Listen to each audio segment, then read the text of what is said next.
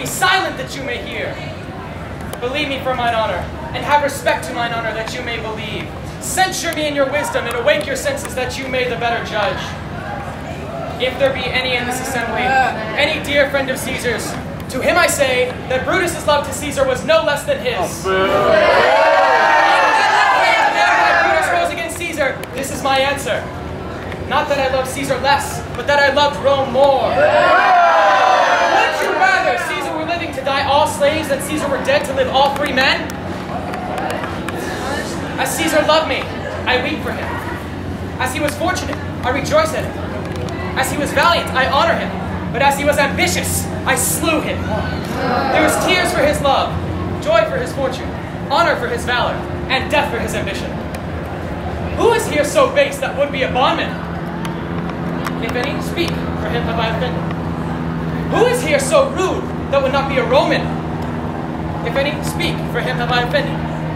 Who is here so vile that would not love his country? If any, speak, for him have I offended. I pause for a reply. I have done no more to Caesar than you should do to Brutus. The question of his death is enrolled in the Capitol. His glory is not extenuated, wherein he was worthy, nor his offenses enforced for which he suffered death.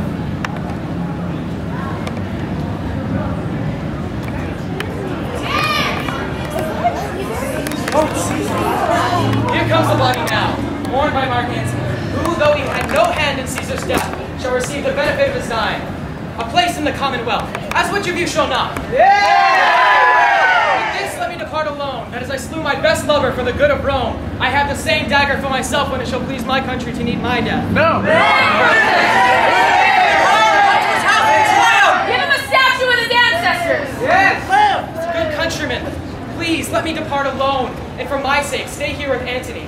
Do grace to Caesar's corpse, and do grace to his speech tending to Caesar's glories, which Mark Antony, by our permission, is allowed to make. I do entreat you, not a man depart, save I alone, till Antony have spoke. Stay home and let us hear Mark Antony! Speak! Say! Mark Antony! Speak! What does he say of Brutus? He says, for Brutus' sake, he finds himself beholding to us all. This Caesar was a tyrant! Peace! Let's hear what Antony can say. Friends, Romans, countrymen, lend me your ears. I've come to bury Caesar, not to praise him. The evil that men do lives after them, and the good is often turned in their bones. So let it be with Caesar. The noble Brutus hath told you Caesar was ambitious. If it were so, it was a grievous fault, and grievously hath Caesar answered it. Here, under leave of Brutus and the rest, for Brutus is an honorable man, so are they all honorable men. Come I to speak at Caesar's funeral. He was my friend, faithful and just to me. But Brutus says he was ambitious, and Brutus is an honorable man. He hath brought many captives home to Rome, who ransomed did the general coffers fill. Did this in Caesar seem ambitious? When the poor had cried, Caesar hath wept. Ambition should be made of sterner stuff. Yet Brutus says he was ambitious, and Brutus is an honorable man. You all did see on the Lupercal, I thrice presented him with a kingly crown, which he thrice refused. Was this ambition? Yet Brutus says he was ambitious, and sure he is an honorable man.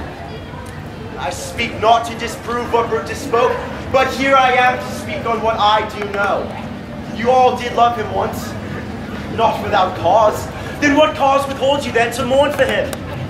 Judgment, thou art fled to Brutus beast, and men have lost their reason. Bear with me. My heart is in the coffin there with Caesar, and I must pause slowly back. Methinks there's much reason in his sayings. If thou consider rightly of the matter, Caesar has had great wrong. Has he, masters? I fear the little words come in his place. Mark ye his words. He did not accept the crown. Therefore, 'tis certain he was not ambitious. And 'tis so. Some will dear abide it. Poor soul, his eyes are red as fire with weeping. There's not a nobler man in Rome than Antony. But yesterday, the word of Caesar might have stood against the world.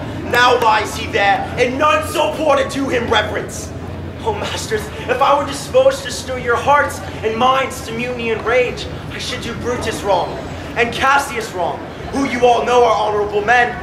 I will not do them wrong. I'd rather choose to wrong myself, to wrong the dead and you, than I will wrong such honorable men.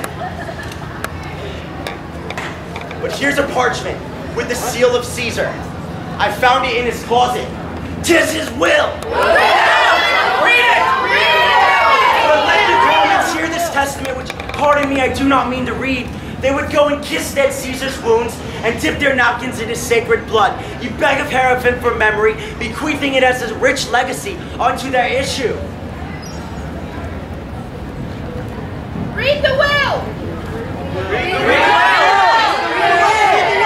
Will you compel me then to read the will? Then make a ring about the corpse of Caesar, and I will show you him who has made this will. Shall I descend? Will you give me leave? Come down! Make a ring! Stand from the hurt, stand from the body! Make room for Antony, most noble Antony. If you have tears, prepare to shed them now. You all did know this mantle. I remember the first time Caesar put it on. 'Twas on a summer's evening in his tent, the day he overcame the Nervii. Look, in this place ran Cassius staggered through. See what a rent the envious Casca made. Through this, the well-beloved Brutus stabbed. And as he plucked his cursed steel away, mark how the blood of Caesar followed it, as rushing out of doors to be resolved. For Brutus so unkindly knocked, or no, for Brutus, as you know, was Caesar's angel. Show you gods how Caesar loved him, for this was the most unkindest cut of all. But when the noble Caesar saw him stab, ingratitude more strong than the traitor's arms quite vanquished him, and burst his mighty heart. And in this mantle muffled up his face, while all at the same, at Pompey's base ran with blood. Whilst bloody treason flourished over us, great Caesar fell. What a fall there was, my countrymen! Then you and I and all of us fell down. And now you weep, and I perceive you feel the dint of pity. These are gracious drops, kind souls. What do you weep when you see but Caesar's vesture wounded? Here is himself, mauled with traitors! Oh, piteous spectacle! Oh, noble Caesar! Oh, woeful day! Oh, traitors, villains! Oh, most bloody sight! We'll revenge his death! Sweet friends, let me not stir you up with such a flood of mutiny. They that have done this deed are honorable. What private griefs they have, alas, I know not what made them do it. They are wise and honorable, and with no doubt, with reasons answer you. I come not, friends, to steal away your hearts. I am no orator as Brutus is, but as you know me all, a plain blunt man that loved my friends, and that they know full well give me public leave to speak of him. For I have neither wit, nor words, nor action, nor utterance, nor power of speech to stir men's blood. I tell you that which you yourselves do know. Show you sweet Caesar's wounds. Poor dumb mouths, and bid them speak for me. But were I Brutus, and Brutus Antony, there were an Antony would ruffle up your spirits and put a tongue in every wound of Caesar that should move the stones of Rome to rise and mutiny! Friends, you go to do what you know not what. Wherein hath Caesar thus deserved your loves? Alas, you know not. You have forgotten the will I told you of. Here is the will. To every Roman citizen he gives, to every several man, 75 drachmas.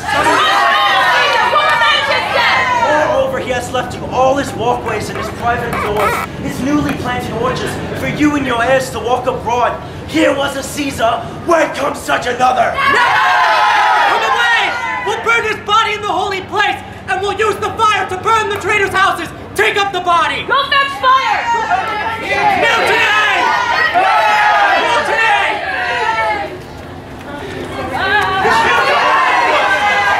Let it take what course thou wilt.